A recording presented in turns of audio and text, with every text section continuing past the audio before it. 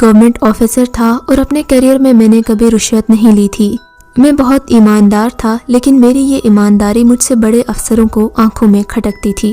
اچانک ہی میرا تبادلہ ایک دور دراز اور پسماندہ علاقے میں کر دیا گیا۔ جب مجھے ٹرانسفر آرڈرز ملے تو میں حیران رہ گیا۔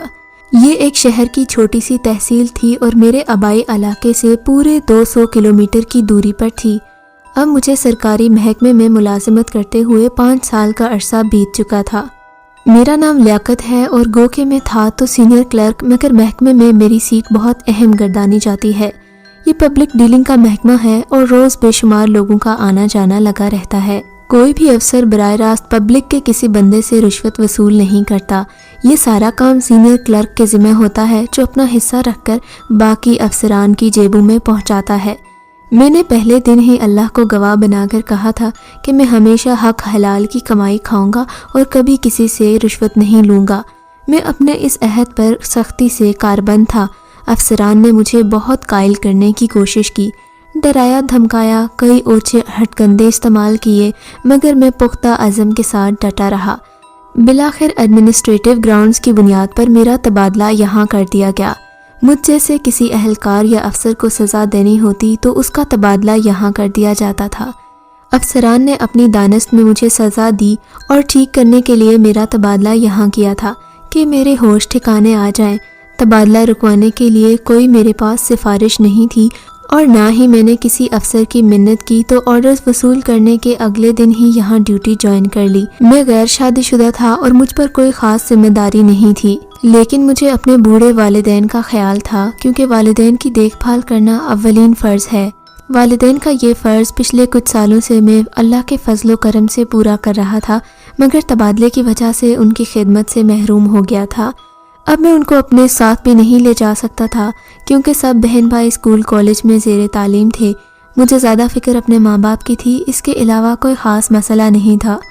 افسران کا جب دوسرے شہر میں تبادلہ ہوتا ہے تو انہیں کوئی خاص مشکل پیش نہیں آتی۔ ایسا اس لیے ہے کہ ہر شہر میں کوئی نہ کوئی سرکاری کوٹھی ہوتی ہے، لیکن جس علاقے میں میری ٹرانسفر ہوئی تھی یہ انتہائی پسماندہ اور غیر ترقی یافتہ علاقہ تھا، لہٰذا یہاں کوئی سرکاری کوٹھی کا سوال بھی پیدا نہیں ہوتا تھا۔ دیہاتی ماحول تھا اور نہ ہی کوئی ہاسٹل وغیرہ کی سہولت موجود تھی۔ پہلا ہفتہ دفتر کے ایک کمرے میں گزارا۔ دفتر ٹائم کے بعد چوکیدار آ جاتا تو اس کے ساتھ گپ شپ میں وقت گزر جاتا۔ چونکہ میں سزا کے طور پر یہاں آیا تھا، اس لیے بہت احتیاط سے رہتا تھا۔ دفتر میں رات گزارنا بھی غیر قانونی تھا، تو ڈیوٹی کے بعد ایک کولیگ کے ساتھ رہا کرتا تھا۔ آخر خدا خدا کر کے مجھے ایک چھوٹا سا کوارٹر رہائش کے لیے مل گیا۔ یہ کوارٹر چھوٹے چھوٹے 2 کمروں پر مشتمل تھا، کافی عرصے سے خالی پڑا ہوا تھا، جس کی وجہ سے کمروں میں جالے، مٹی اور گرد و غبار اٹا ہوا تھا۔ اگلے دن اتوار کی چھٹی تھی تو میں نے خود ہی کوارٹر کی صفائی ستھرائی شروع کر دی۔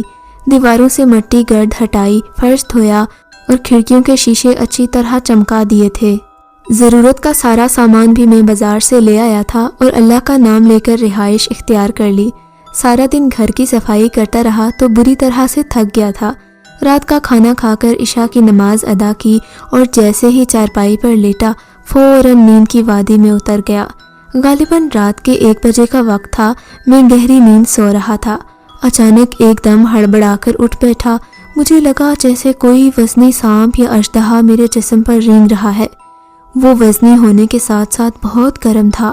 میرے جسم کے جس حصے پر وہ رینگتا وہاں ایسے محسوس ہو رہا تھا جیسے 3 انچ موٹا گرم پائپ پھیرا گیا ہے۔ میرا جسم جل رہا تھا۔ میں فوراً چھلانگ لگا کر چارپائی سے نیچے اترا اور لائٹ آن کی، مگر چارپائی خالی تھی، کچھ بھی نہیں تھا۔ میں نے سارا بستر جھاڑا کہ شاید کوئی کیڑا مکوڑا نہ ہو۔ مجھے تپش اور گرمی محسوس ہو رہی تھی۔ حالانکہ اوائل مارچ کے دن تھے، فضا میں ٹھنڈک تھی، مجھے سخت بے چینی ہو رہی تھی۔ میں نے لائٹ چلتے رہنے دی اور ڈرتے ڈرتے چارپائی پر لیٹ گیا۔ آدھا گھنٹہ گزر گیا مگر مجھے نیند نہیں آ رہی تھی۔ گرمی، گھبراہٹ اور نہ ہی بے چینی کم ہو رہی تھی۔ طبیعت میں بہت تلخی اور سخت پیاس لگ رہی تھی۔ میں نے اٹھ کر 3 گلاس پانی پیا، جس سے پیاس اور تلخی کچھ کم ہوئی، مگر گرمی اور بے چینی بددستور پہلے کی طرح ہی تھی۔ گرمی کا احساس ختم کرنے کے لیے غسل خانے کا رخ کیا اور پہلے وضو کیا، پھر پورا آدھا گھنٹہ ٹھنڈے پانی سے نہاتا رہا۔ نہا کر کمرے میں آیا، گھڑی میں ٹائم دیکھا تو 2:30 بج رہے تھے۔ میں نے جائے نماز بچھائی اور تہجد ادا کی۔ مجھے بے حد سکون کا احساس ہوا۔ گرمی، تلخی، بے چینی اور گھبراہٹ دور ہو گئی۔ طبیعت ایک دم حشاش بشاش ہو گئی۔ میں نے قرآن پاک کی تلاوت کی اور نماز کے بعد چارپائی پر لیٹا تو اگلے لمحے گہری نیند سو گیا۔ 7 بجے میری آنکھ خود ہی کھل گئی اور میں تیار ہو کر ڈیوٹی پر چلا گیا۔ اگلی رات شور سے میری آنکھ کھل گئی۔ شور کی آوازیں کسی دوسرے کمرے سے آ رہی تھیں۔ ایسا لگ رہا تھا جیسے کوئی چیزیں اٹھا اٹھا کر پھینک رہا ہے۔ میں نے لائٹ آن کی اور جا کر دوسرے کمرے میں دیکھا تو وہ خالی پڑا تھا اور آوازیں بھی بند ہو گئی تھیں۔ اب روزانہ رات کو اسی طرح ہونے لگا۔ کبھی ایسے لگتا جیسے کوئی بھاری چیز فرش پر گھسیٹ رہا ہے، کبھی پرندوں کے پھڑپھڑانے کی آوازیں آتی، کبھی چیخوں کی آوازیں آتی، کبھی مکھیوں کی تیز بنبناہٹ کی آواز، کبھی کسی بچے کے رونے کی آواز۔ ایسا لگتا جیسے نزلہ آ رہا ہے۔ ڈرنے والا تو میں تھا نہیں، بس ان چیزوں کو سن سن کر عادی ہو گیا تھا۔ اب ڈر بھی نہیں لگتا تھا۔ ہاں، شروع میں تھوڑا خوفزدہ ہوا اور میں نے سوچا کہ مکان بدل لوں اور اپنے طور پر تلاش بھی کرتا رہا، مگر مجھے کوئی گھر ہی نہیں ملا۔ اس سارے معاملے کو اپنے تک ہی محدود رکھا اور کسی سے ذکر نہیں کیا۔ مجھے یہاں آئے ہوئے پورا مہینہ ہو چکا تھا۔ 1 اپریل کو تنخواہ موصول کی۔ اتوار کے ساتھ شام منگل کو 2 چھٹیاں لیں اور اپنے شہر آ گیا۔ امی ابو کی طبیعت پہلے سے زیادہ خراب تھی۔ انہیں لے کر ہسپتال گیا، چیک اپ کروایا اور میڈیسن لے آیا۔ گھر کے دیگر معاملات کو دیکھا، اپنا خرچہ پانی رکھ کر باقی تنخواہ امی کے ہاتھ پر رکھ دی۔ 3 دن گھر رہنے کے بعد بدھ کی صبح اپنی ڈیوٹی پر پہنچ گیا۔ شام کو جب کوارٹر کا دروازہ کھولا تو دیکھا میری چارپائی پر بہت سارے کبوتر بیٹھے ہوئے تھے۔ مجھے دیکھ کر وہ کمرے میں اڑنے لگے اور ایک ایک کر کے دروازے سے باہر نکل گئے۔ میں اتنا حیران ہوا کہ یہ کبوتر کہاں سے آ گئے، جبکہ میں تو پورا کوارٹر لاک کر کے گیا تھا۔ عشاء کی نماز کے بعد سو گیا تو رات کے 2 بجے غسل خانے سے پانی گرنے کی آواز آئی۔ جا کر دیکھا تو پانی سے بالٹی بھری ہوئی تھی، حالانکہ مجھے اچھی طرح یاد ہے کہ بالٹی خالی ایک کونے میں پڑی تھی اور ابھی یہ نلکے کے نیچے رکھی تھی اور پانی سے بھری تھی۔ میں نے نلکا کھولا تو پانی نہیں آ رہا تھا کیونکہ ٹینکی خالی تھی۔ میں نے بالٹی والے پانی سے وضو کیا اور تہجد کی نماز پڑھی۔ اگلے دن مغرب کے بعد میرا ایک اور کولیگ میرے پاس کوارٹر میں آ گیا۔ اس کے بیوی بچے میکے گئے ہوئے تھے۔ وہ اپنے گھر میں اکیلا تھا، بور ہو رہا تھا تو ٹائم گزارنے کے لیے میرے پاس آ گیا۔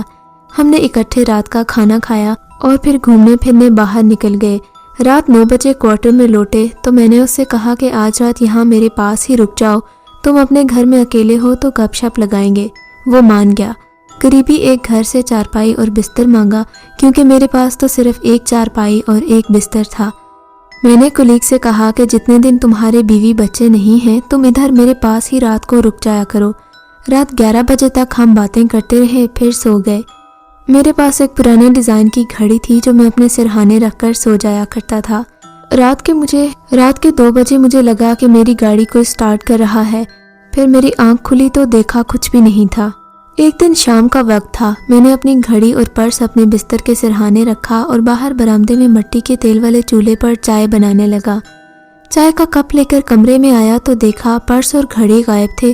میں نے پورا کمرہ چھان مارا مگر دونوں چیزیں نہیں ملی۔ کمرے کے دروازے کو اندر سے کنڈی لگی ہوئی تھی تو سوال ہی پیدا نہیں ہوتا تھا کہ کوئی باہر سے آیا ہو۔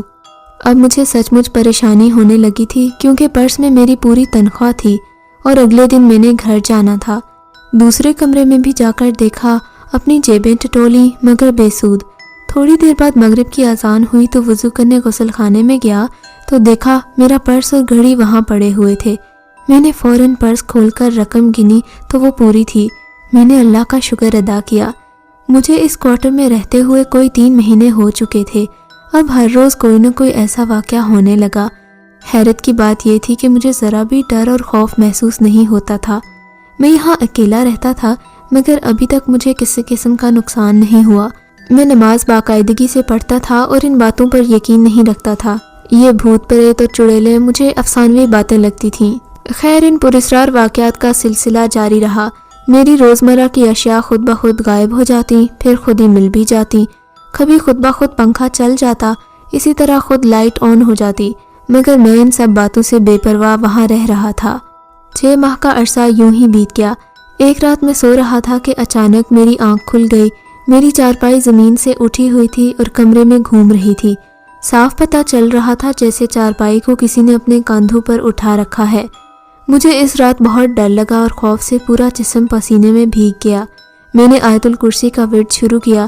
تھوڑی دیر بعد خود ہی چارپائی واپس زمین پر آ گئی۔ میں نے گھڑی اٹھا کر ٹائم دیکھا تو ابھی 12:30 بجے تھے۔ باقی رات جاگ کر گزاری کیونکہ پھر مجھے نیند نہیں آئی۔ صبح 10 بجے بھائی کی دفتر میں کال آئی کہ امی کی طبیعت بہت خراب ہے، آپ فوراً گھر پہنچیں۔ میں نے اسی وقت 1 ہفتے کی چھٹی منظور کروائی اور اپنے کوارٹر سے ضروری سامان لینے گھر آیا۔ میں جوں ہی اپنے کوارٹر میں داخل ہوا تو میں نے دیکھا میرے کمرے میں بہت بڑا سانپ بیٹھا ہے۔ میرے جسم پر لرزہ طاری ہو گیا۔ میں فوراً کمرے سے باہر آ گیا اور ادھر ادھر سے ایک چھڑی تلاش کر کے پکڑ لی تاکہ اگر سانپ مجھے ڈھسنے کی کوشش کرے تو اپنا بچاؤ کر سکوں۔ جو ہی کمرے میں واپس آیا تو سانپ غائب تھا۔ پورے کمرے میں تلاش کیا مگر سانپ کا تو نام و نشان نہیں تھا۔ میں نے ڈرتے ڈرتے اپنی ضرورت کی چیزیں اٹھائیں اور کوارٹر کو تالا لگایا۔ گھر پہنچا تو امی کی طبیعت بہت زیادہ خراب تھی۔ انہیں سانس لینے میں بہت تکلیف ہو رہی تھی۔ وہ صحیح طرح سانس بھی نہیں لے پا رہی تھیں۔ ان کے سینے اور پیٹ میں بہت درد تھا۔ وہ درد کی شدت سے تڑپ رہی تھیں۔ فوری طور پر انہیں سول ہسپتال کی ایمرجنسی میں لے گئے جہاں ان کی ECG کی گئی جو کہ بالکل ٹھیک تھی۔ چند دیگر ٹیسٹ بھی کیے تو وہ سب بھی ٹھیک اور نارمل تھے۔ انہیں آکسیجن لگا دی گئی۔ درد ختم کرنے کے لیے ڈرپ میں انجیکشن ڈال کر لگا دیا گیا۔ درد کچھ کم ہوا مگر ان کی حالت سنبھل نہیں رہی تھی۔ 3 دن سے ہسپتال میں تھے۔ اسپیشلسٹ ڈاکٹرز نے چیک کیا، دوائیاں تبدیل کی مگر برز بڑھتا گیا چون چون دوا کی۔ ایک دن دوپہر کو امی کا سانس اچانک اکھڑنے لگا۔ وہ بہت اذیت میں تھیں۔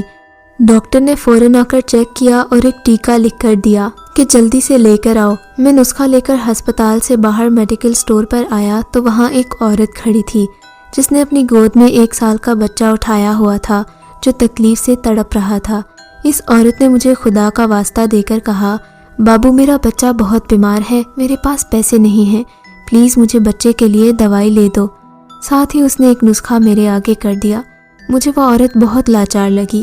میں نے ایک نظر اس کے روتے بچے کی طرف دیکھا تو مجھے بہت ترس آیا۔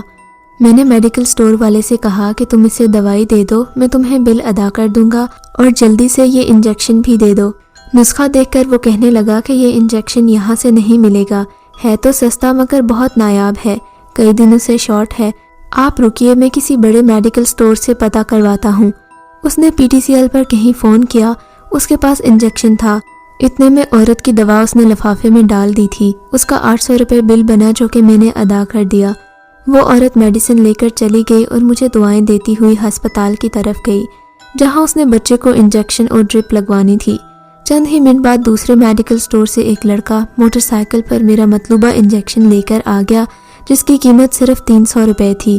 میں انجیکشن اور سرنج لے کر جو ہی ہسپتال کے گیٹ پہ داخل ہوا، ایک بزرگ وہاں کھڑے تھے، مجھے روک لیا اور کہنے لگے، بیٹا تم نے اس مجبور عورت کے بچے کے لیے دوا لے کر بہت بڑی نیکی اور احسان کیا ہے، تم نے اللہ کو قرض دیا ہے، سونا رب تم سے راضی ہوگا، تو جو ٹیکہ اپنی ماں کے لیے لایا ہے ذرا مجھے دے۔ میں نے وہ انجیکشن اس بابا کو پکڑا دیے۔ انہوں نے اپنے ہاتھ میں پکڑ کر کچھ پڑھ کر اس پر پھونک ماری اور بولے، جا بیٹا، یہ ٹیکہ رب نے چاہا تو تیری ماں بھلی چنگی ہو جائے گی۔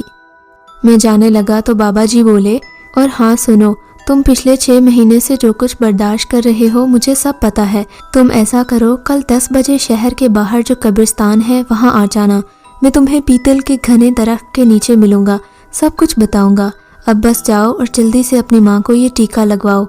میں ٹیکہ لے کر ہاسپٹل گیا تو ٹیکہ لگتے ہی حیرت انگیز طور پر 2 گھنٹے کے اندر امی جان ٹھیک ہو گئیں۔ آکسیجن کا ماسک ہٹا دیا گیا، وہ اب نارمل سانسیں لے رہی تھیں۔ اب مجھے بابا جی کی باتوں پر یقین آنے لگا تھا۔ صبح 9:30 بجے بھائی کا بائی سائیکل نکالا اور قبرستان کی طرف چل پڑا۔ قبرستان شہر سے باہر کافی دور تھا، وہاں پہنچنے میں مجھے آدھا گھنٹہ لگ گیا۔ جیسے ہی پیتل کے درخت کے نیچے پہنچا، وہ بزرگ وہاں درخت کے نیچے بیٹھے تھے۔ میں نے انہیں سلام کیا تو انہوں نے مجھے اپنے قریب بیٹھنے کا اشارہ کیا۔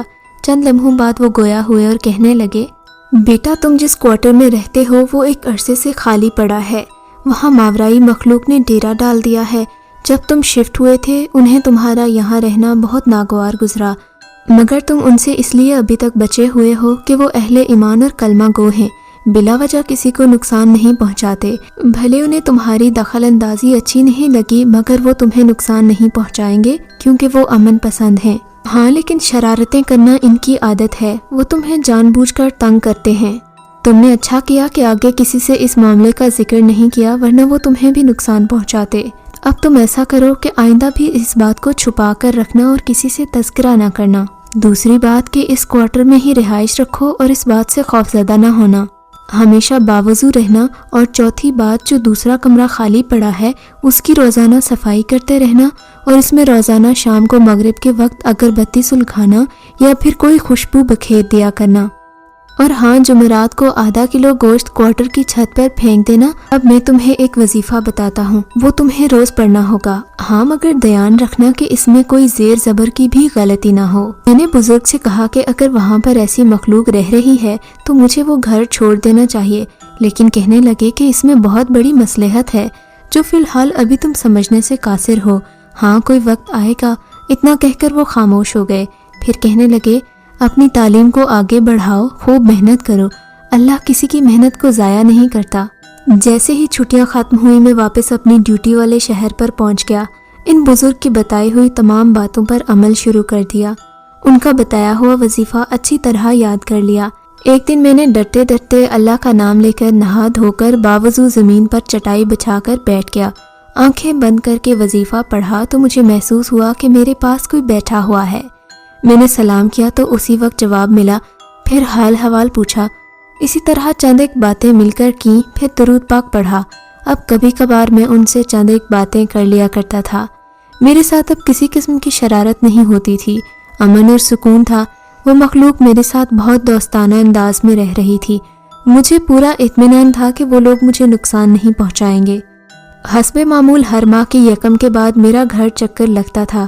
امی ابو صحت یاب ہو گئے تھے، میں نے پڑھائی جاری رکھی، ایم اے کا داخلہ بھیج دیا تھا، زندگی کافی پرسکون گزر رہی تھی۔ اب تو یہ ہونے لگا کہ اکثر مجھے کوارٹر سے پیسے ملنے لگے۔ پہلے 500 کا نوٹ ملتا تھا، پھر 1000 والے اور کبھی 5000 والے نوٹ بھی مل جاتے تھے۔ میں پیسے خرچتا نہیں تھا، مجھے شک تھا کہ کہیں یہ نوٹ نقلی نہ ہوں۔ ایک دن میں نے وظیفہ پڑھا تو وہ مخلوق میرے پاس آ گئی۔ سلام دعا کے بعد میں نے اس سے نام پوچھا تو اس نے اپنا نام شمس بتایا۔ اس کی عمر 300 سال تھی۔ وہ چند سالوں کے لیے اپنی قوم قبیلے سے الگ ہو کر ایک خاص مقصد اور عبادت کے لیے انسانوں کی دنیا میں آیا تھا۔ یہ کوارٹر عرصہ دراز سے خالی پڑا تھا تو اس نے یہاں پر ڈیرا کر لیا۔ میری آمد پر اسے اچھا نہیں لگا تھا، مگر میرے معمولات دیکھتے ہوئے انہوں نے مجھے نقصان نہیں پہنچایا تھا۔ آج وہ مجھے یہ باتیں بتا رہے تھے۔ جب سے بزرگ بابا کی ہدایت پر میں نے عمل کیا تھا تب سے وہ بہت خوش تھے۔ میں نے پیسوں کا پوچھا تو کہنے لگے کہ یہ میں نے ہی رکھے تھے۔ انہوں نے کہا یہ نوٹ بالکل اصلی ہیں اور تمہارے لیے ہیں، تم بلا جھجک انہیں خرچ کر سکتے ہو، مگر کسی سے ان کا ذکر نہ کرنا ورنہ پیسے ملنا بند ہو جائیں گے۔ اس کوارٹر میں نے پورے 2 سال گزارے، میرے پاس لاکھوں روپے جمع ہو چکے تھے۔ میں نے ایم اے کا امتحان امتیازی نمبروں سے پاس کر لیا تھا۔ جب ہمارے ہی محکمے میں آفیسرز کی کچھ آسامیاں خالی ہوئیں تو ان کے لیے اخبار میں اشتہار شائع ہوا۔ اللہ کا نام لے کر میں نے بھی اپلائی کر دیا۔ پھر آفیسر کی پوسٹ کے لیے تحریری ایگزام ہوا تو وہ بھی میں نے کوالیفائی کر لیا۔ پھر وہ دن آیا جب مجھے اپنے ہی محکمے میں آفیسر کا اپوائنٹمنٹ لیٹر مل گیا اور میری تعیناتی میرے ہی شہر میں ہو گئی۔ میری خوشی کا کوئی ٹھکانہ نہیں تھا۔ یہ پسماندہ شہر مجھے جہاں سزا کے لیے بھیجا گیا تھا میرے لیے تو بہت لکی ثابت ہوا تھا۔ یہیں سے میں نے ایم اے کیا، شمس سے دوستی ہوئی، لاکھوں روپے ملے۔ میں یہاں بطور سینئر کلرک آیا تھا اور اب ایک آفیسر بن کر اپنے شہر واپس جا رہا تھا۔ آج مجھے بزرگ بابا کی کہی ہوئی بات یاد آ رہی تھی کہ ابھی تمہارے وہاں رہنے میں بڑی مصلحت ہے، اور آج مجھے اس مصلحت کی سمجھ آ گئی تھی۔ اگلے دن میں نے یہاں سے رخصت ہونا تھا تو آج میں نے قرآن سے پہلے بازار سے موٹے حروف والا قرآن پاک لیا اور شام کو چٹائی بچھا کر چھوٹی سی میز رکھی، میز پر قرآن پاک رکھا اور وظیفہ پڑھا تو شمس میرے پاس آ کر بیٹھ گئے۔ سلام دعا کے بعد میں نے انہیں بتایا کہ میں کل یہاں سے جا رہا ہوں، جاتے جاتے یہ قرآن پاک آپ کو میں تحفے میں پیش کرنا چاہتا ہوں۔ انہوں نے بڑی خوشی اور شکریہ کے ساتھ قبول کیا، پھر کہنے لگے جب آنکھیں کھولو گے تو میری طرف سے بھی ایک تحفہ ملے گا۔ شمس نے بتایا کہ ان کا وظیفہ بھی مکمل ہو چکا ہے، اب وہ بھی اپنے قبیلے اور قوم میں واپس جا رہے ہیں۔ ہمارے درمیان کچھ اور باتیں ہوئیں، پھر میں نے درود شریف پڑھا اور آنکھیں کھول دیں۔ قرآن پاک وہ لے گئے تھے۔ اب وہاں ایک چاندی کی انگوٹھی پڑی تھی جو انہوں نے اپنی نشانی اور تحفے کے طور پر مجھے دی تھی۔ میں نے یہ انگوٹھی اپنے دائیں ہاتھ کی انگلی میں پہن لی۔ یہ ہماری آخری ملاقات اور آخری گفتگو تھی۔ اگلے دن میں نے کوارٹر خالی کر دیا تھا اور چابی مالک کے حوالے کر کے میں واپس اپنے شہر آ گیا جہاں میں کلرک تھا اور سزا کے طور پر یہاں سے میرا تبادلہ کیا تھا۔ آج جب میں آفیسر بن کے واپس اس آفس جا رہا تھا تو سب لوگ میرے استقبال کے لیے کھڑے تھے۔ میں نے اللہ کا شکر ادا کیا۔ اب میں اپنے امی ابو کی طرف سے بے فکر ہو گیا تھا اور وہ بھی بہت خوش تھے۔ یقیناً یہ کہانی سن کر آپ میں سے بہت سارے لوگوں کا دل کر رہا ہوگا کہ ہمیں بھی کوئی پیسوں والا جن مل جائے، اور یقین مانیے یہ کہانی پڑھتے ہوئے میرا بھی کچھ ایسا ہی دل کر رہا تھا۔ اس بارے میں آپ کا کیا خیال ہے؟ کیا آپ بھی چاہتے ہیں کہ کوئی پیسوں والا جن ملے؟ ہمیں کامنٹ سیکشن میں ضرور بتائیے گا۔ اگر آپ کو یہ کہانی اچھی لگی ہے تو اس ویڈیو کو لائک کیجیے اور اس طرح کی مزید ویڈیوز دیکھنے کے لیے ہمارے چینل کو سبسکرائب کیجیے۔ اور ہاں، اگر آپ کی کسی دوست، رشتہ دار یا بہن کے ساتھ خدا نہ کرے ایسا کوئی واقعہ پیش آیا ہے تو ہمیں کامنٹ سیکشن میں اس کے بارے میں ضرور بتائیے۔